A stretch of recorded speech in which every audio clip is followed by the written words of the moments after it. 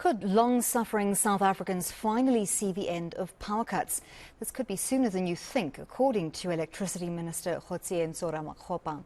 It's all about going green energy and eliminating the country's carbon footprint, which is why the government has decided to invest more in green hydrogen. These projects will ensure the country avoids future shortfalls while it implements its just energy transition. eNCA's Heidi Giokos was at the summit and has the details.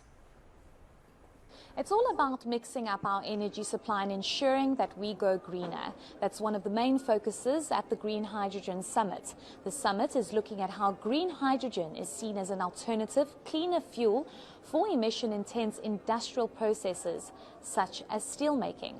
The hydrogen economy has a prominent role to play in our country's just energy transition, providing employment and support to vulnerable workers, communities, and small businesses, and indeed also giving a great impetus to the growth of our medium and big businesses. This is a long-term plan, but once in action, it's set to really eliminate the country's carbon footprints. We must have side of energy security for the country.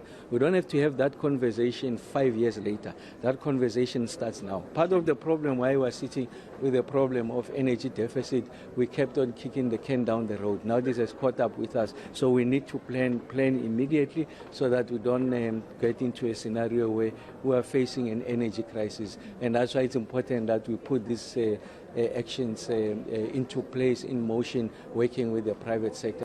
When it comes to the current health of the electricity grid, we are still not out of the woods just yet.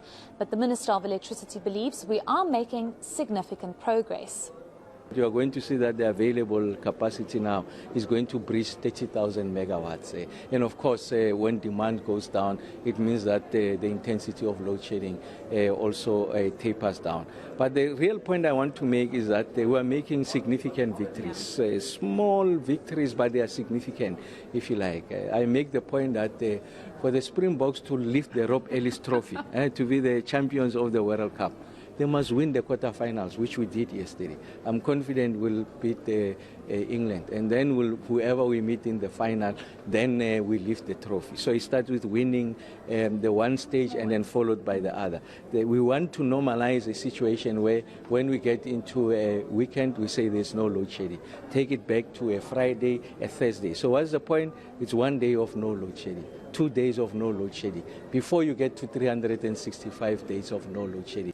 Even though green hydrogen is long-term and may take some time, government has already identified 9 key hydrogen projects which are being fast-tracked.